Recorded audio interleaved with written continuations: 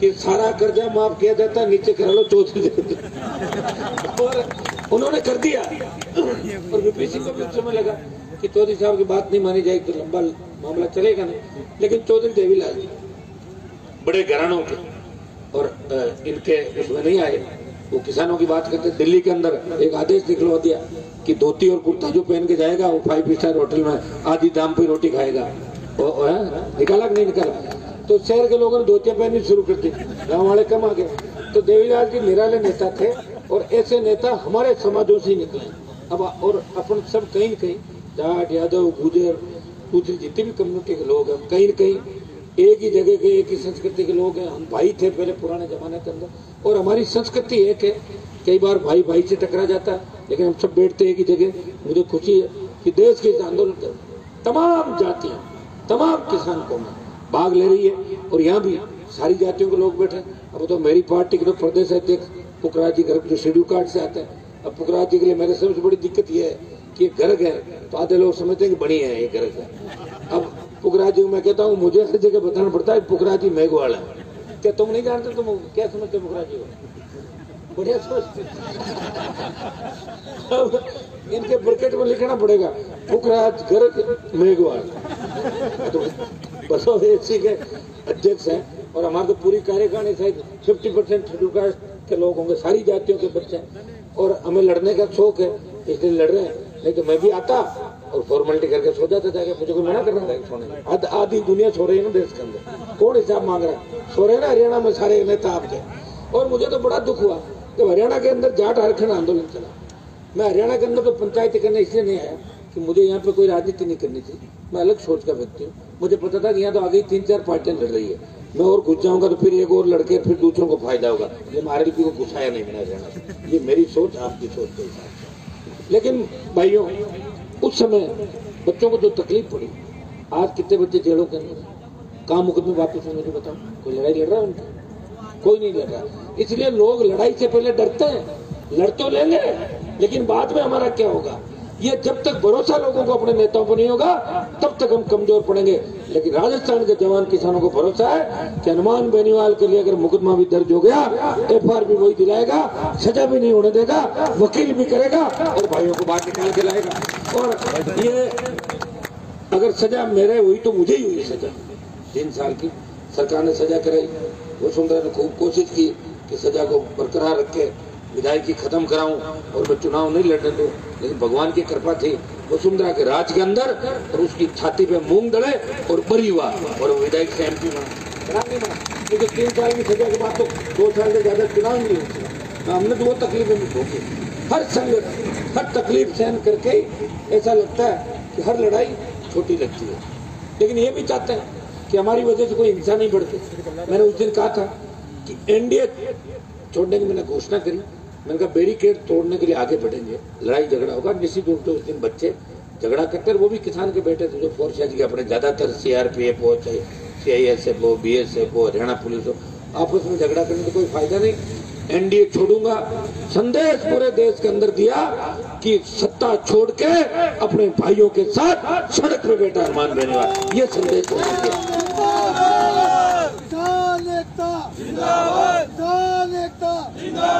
भाइयों।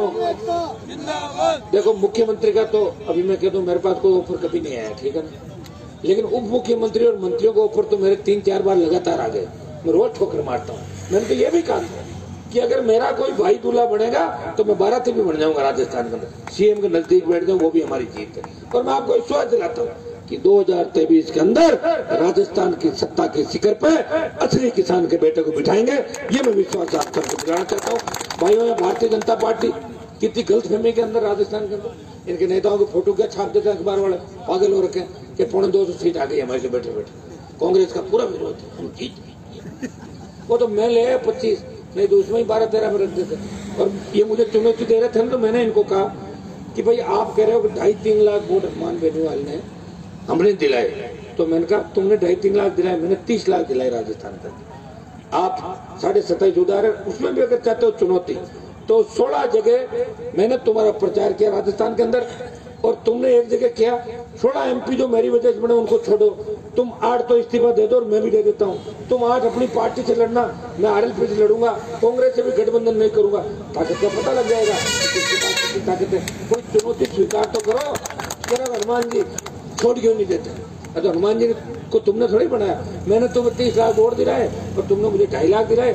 27.5 लाख वोट मेरे उधार है, पहले वो भी दो वापस। सही बात है नहीं? तो गठबंधन तो तभी होता था। सीट तो कोई अपनी स्कॉर्पियो और फॉर्च्यूनर की नहीं छोड़ता है क्या सीट? तो मेरे लिए सीट इसलिए छोड़ी और मैं बार्गेनिंग करता तो 3-4 सीट ले पड़ता ही। तो रामपाल जी जैसे कोई मैं बुद्धिजीवी को आगे रखता तो 3-4 सीट ले पड़ता। वो तो तैयार थे उस समय कि आप बताओ साहब हम तो परेशान है। लेकिन भाइयों हमारा भी कोई मकसद नहीं था कि 3-4 MP बना के कोई हम देश में कोई हमारा प्रधानमंत्री बन रहा था। हमारा मकसद यही था, उस समय आवश्यकता थी, राजस्थान को कांग्रेस मुक्त करना था। गहलोत जो अपने आप को जादूगर कहता है, इसकी जादूगरी खत्म करनी थी। और किसान नेताओं को अशोक गहलोत ने एक-एक करके जो खत्म किया वो बदला भी लेना था, वो बदला भी मैंने ले लिया।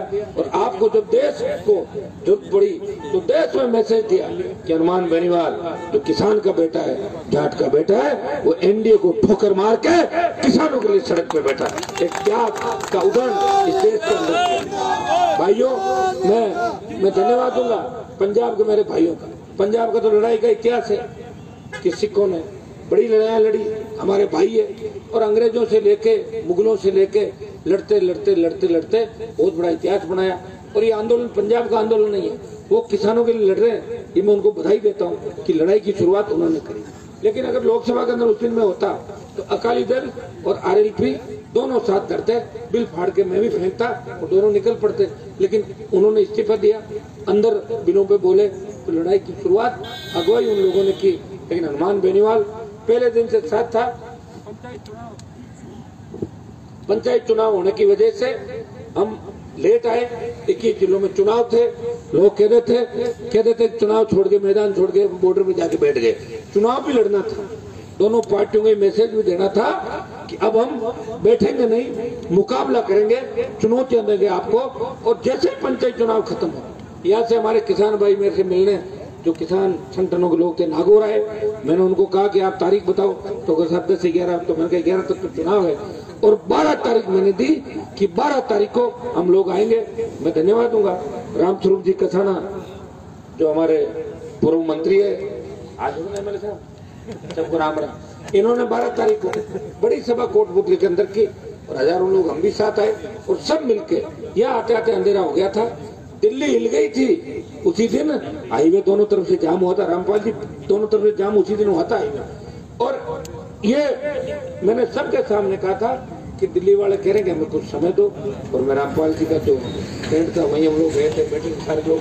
हमारी बड़ी इच्छा थी कि सारे लोग मिलकर लड़े और मेरी अब भी इच्छा है कि सबके साथ मिलके, जिस दिन आप सब लोग हरियाणा के हमारे खापों के प्रधान आए हुए, क्योंकि इलाका हरियाणा का नजदीक है और हरियाणा जिसने देश की आजादी के आंदोलन के सबसे ज्यादा शहादत अगर किसी ने दी तो हरियाणा के मेरे भाइयों ने, पंजाब के मेरे भाइयों ने, उत्तर प्रदेश और राजस्थान के भाइयों ने। आज की देश की सीमाओं पर जब भी आवश्यकता पड़ती है तो सीने पे गोली खाने के लिए सबसे पहले हमारे जवान तैयार होते हैं, चाहे जाट रेजिमेंट हो, चाहे सिख रेजिमेंट हो और चाहे दूसरी रेजिमेंट हो। मैंने तो लोकसभा के अंदर ये भी मामला उठाया कि गुर्जर रेजिमेंट और आई रेजिमेंट का भी निर्माण होना चाहिए। ये भी हमारे भाई है लड़ाके, और अभी तक रेजिमेंट नहीं बनी, तो कोशिश करेंगे इनकी भी रेजिमेंट बनेगी। अगली बार फिर पुरजोर तरीके से हम कोशिश करेंगे। भाइयों इतना ही विश्वास दिलाता हूँ कि हरियाणा की धरती का जो आप सब ये चाह रहे हो कि बैरियर टूटे और किसानों की मांगे मानी जाए, हमारा पहला मकसद तो ये रहेगा कि कल हो सकता है कि बीजेपी की सरकार को सद्बुद्धि आए और कल जो संगठन वार्ता में जाए, वो संगठन बात कर रहे हैं सारी, हम तो संगठनों के साथ हैं। हम तो उस तरीके से जैसे BSF बॉर्डर पर रहती है और जब लड़ाई की जंग की शुरुआत होती है तो BSF थोड़ी बेक होकर मिलिट्री आगे आ जाती है। तो हम तो देखो मिलिट्री के रूम में पीछे की ओर बैठे कि मान लो इन पे कोई बात है तो हम कूद के पड़ जाएंगे, आप चिंता मत करो। हम बिल्कुल इन किसान भाइयों को आश्वस्त करते हैं। ये हनुमानगढ़ गंगानगर के खूब तादाद के अंदर किसान आए, राजस्थान में हनुमानगढ़ गंगानगर के किसानों ने लंबे आंदोलन किए राजस्थान में, आजादी के आंदोलन से लेके आज भी रावला गढ़साना से लेकर मुझे कई आंदोलन याद है जहाँ अगर सरकार से पीड़ित करते हैं हनुमानगढ़ गंगानगर के किसान करते हैं, हमारे शेखावाटी के किसान करते हैं, राजस्थान के अन्य जिलों के किसान करते हैं। और मैं सबको आश्वस्त करना चाहता हूँ कि कल सुबह 10 बजे रामपाल जी और सब लोगों जितने भी किसान संगठन बैठे हमारे भाई हैं, हम सब लड़े हुए हैं। हम कई तो विधानसभा में साथ रहे हुए हैं, सरकारों से लड़े, कई दूसरे मंचों पर लड़े। हम सब मिलके और कल आगे की रणनीति तय करेंगे। कल भगवान अपनी जीत दिला दे, उससे तो बढ़िया कोई है ही नहीं। और जीत नहीं होती है फिर आंदोलन अगर लंबा खींचता है, कितनी संख्याएं लानी है, कैसे बैरिकेड तोड़ने हैं, किस तरह करना है, हम तो हर चीज के अंदर तैयार है। हमारा मन बड़ा है, दूसरे भाइयों को मन बड़ा रखना होगा, क्योंकि लड़ाई बिलों के खिलाफ है। ये संगठन भी तीनों बिल वापस लेने की बात कर रहे हैं और हम भी बिल वापस लेने की बात कर रहे हैं। और तभी तो प्रधानमंत्री अमित शाह जो आज देश के बड़े से बड़ी पार्टियों के, चाहे राहुल गांधी और प्रियंका गांधी उनके खिलाफ ट्वीट करते होंगे, लेकिन जब उनके जीजा को पकड़ने के लिए सीबीआई और ईडी की बात होती है तो तुरंत कहते थे मोदी जी, अंकल जी, ताऊ जी हमें माफ कर दो, गलती हो गई बच्चों से। ये हनुमान बेनीवाल नहीं कहेगा। मेरे को सीबीआई पकड़े और चाहे ईडी तो कहाँ से पकड़े कि हमारे पास पैसा ही नहीं, ईडी वाला तो काम बना नहीं। और जितना कोई किसी मामले हम डरने वाले नहीं है। 302 के मुकदमे भी लगे, 40, 45 लगे, कभी डरे भी नहीं। और सब लोग मिलकर कल बात भी करेंगे और क्या रणनीति बनती है वो रणनीति कल हम तय करेंगे। मैं धन्यवाद दूंगा राजस्थान के किसानों का, जवानों का विशेष रूप से, कि राजस्थान का जवान धौलपुर से लेके बाड़मेर और गंगानगर से लेकर डूंगरपुर, राजस्थान बहुत बड़ा राज्य है, देश का सबसे बड़ा राज्य है। अलग अलग संस्कृति है, अरावली की पर्वतमालाएं, रेगिस्तान का कितना बड़ा मरुस्थल, ट्राइबल बेल्ट और चंबल के बीड़ राजस्थान। भाइयों यहाँ तो आदमी घूमने लगे ना, 2 दिन में तो गाड़ी 1200 से 1500 किलोमीटर जाती राजस्थान के अंदर। फिर भी मैंने तमाम नौजवानों को एकत्रित करने का काम किया। अगर भाई को भाई के साथ बैठना सिखाया, तमाम जातियों को आपस में बैठना, किसान कौमों को संगठित करने का काम किया, तो हनुमान बेनीवाल की लंबी लड़ाई, त्याग, समर्पण, जिस तरह वीर तेजाजी ने 1000 साल पहले गायों के लिए लड़ते हुए अपने प्राण न्योछावर किए और वचन दिया था कि मैं अपने प्राण न्योछावर करूंगा लड़ाई के बाद, तब प्राण न्योछावर किए, अपने वचन निभाए। जिस तरह भगवान श्री राम ने वचन निभाया, उसी तरह हनुमान बेनीवाल ने किसान कौम को वचन दे रखा है। जब भी इस कौम को आवश्यकता पड़ेगी, मेरे पास कितना भी बड़ा पद होगा, मैं छोड़ के मेरे भाइयों के बीच आ जाऊंगा। ये हमेशा से मेरा संघर्ष है और मैं विश्वास दिलाता हूँ कि हनुमान बेनीवाल इस लड़ाई को मिलकर लड़ेगा। सारे लोगों से कल बात भी करेंगे और बात करके आगे की रणनीति कल तय करेंगे कि बैरियरों को तोड़ के कब फेंकना है। और अब की बार तोड़ना ही है, क्योंकि अब तो हमारे पास भी बचा ही नहीं, एनडीए भी छोड़ दिया, वापिस भी चले गए, अब तो बैरियर दिख रहे हैं हमारे सामने। तो भाइयों, अब की बार आपको निराश नहीं करेंगे। मुझे लग रहा है कि आपको मजा से भी आएगा तो बैरियर टूटेगा ना। आपको तो एनडीए छोड़ने से भी मजा कम आया, बैरियर तोड़ के फेंक दो, तो तोड़ देंगे इस बार आप। बैरियर दिखेंगे नहीं। और इस बार हरियाणा के भाइयों को, राजस्थान के भाइयों का भी जोश, साथ और संघर्ष एक साथ दिखाएंगे। ये मैं हरियाणा के मेरे भाइयों को विश्वास दिलाता हूँ। हम तो सारे, क्योंकि मैं यूनिवर्सिटी के अंदर पढ़ता था, हरियाणा के किसान के बेटे सैकड़ों की तादाद के अंदर मेरे साथ थे। कई गाँवों के अंदर, कई शहरों के अंदर तमाम साथ पढ़े बच्चे भी मिलेंगे। और ये टीम तो सारी नागौर भी आई थी, प्रदीप जी। तो हनुमान बेनीवाल और आप भाइयों की रगों के अंदर दौड़ रहा। किसान कौम एक है, किसानों को संगठित रखना है। आप कोई भी कदम उठाने से पहले थोड़ा सा सोच के उठाएं तो निश्चित रूप से जीत किसानों की होगी। सरकारों में इतना दम नहीं है कि किसान आंदोलन को इस तरह, हमारे अंदर जो लोग बैठे हैं किसानों को प्रतिनिधि, वो जब कमजोर हो जाते हैं तब हमें सड़कों में संघर्ष करना पड़ता है। मैं उन सब भाइयों को भी आह्वान करता हूँ। मैं धन्यवाद दूंगा चौधरी वीरेंद्र सिंह जी का हरियाणा से, जिन्होंने कहा कि किसानों की मांगे मानी जानी चाहिए। अकाली दल के साथ साथ और भी लोग आज और कल हमारे बीच आएंगे और भगवान करे कि भारतीय जनता पार्टी की सरकार को सद्बुद्धि मिले और किसानों की मांगे मानी जाए। संपूर्ण स्वामीनाथन आयोग की रिपोर्ट लागू हो। बार बार एमएसपी का मामला उठता है। भाइयों, एमएसपी पे खरीद कहाँ हो रही बताओ? एमएसपी का नाम तो है, लेकिन 25 क्विंटल से ज्यादा खरीद नहीं होगी। आपका गेहूं, मूंग, सरसों काला पड़ गया, पीला है, 3% है, 10% मापदंड बना दिए। हम तो चाहते हैं जो खेत के अंदर खरीदो उपज जितनी भी पैदा हो किसान के, चाहे वो 50 क्विंटल लो 100 क्विंटल लो, वो पूरा राइडर हटे, पूरी फसल MSP पे खरीदी जाए और हर साल 10% ऑटोमेटिक बढ़ती है। और जापान अमेरिका के अंदर किसान खेती करता है तो उसको 100 रुपए जब वो खर्च करता है तो बाजार मूल्य से 300 रुपए उसको लाभकारी खेती है। और राजस्थान और देश के अंदर हमारे 100 रुपए खर्च करने में 57 रुपए मिलते हैं, 43 रुपए का घाटा है। और धन्ना सेठों का 3 लाख करोड़ का कर्जा कांग्रेस और भारतीय जनता पार्टी ने पिछले 15 साल में माफ किया दिल्ली के अंदर। तो हम ये मांग करते हैं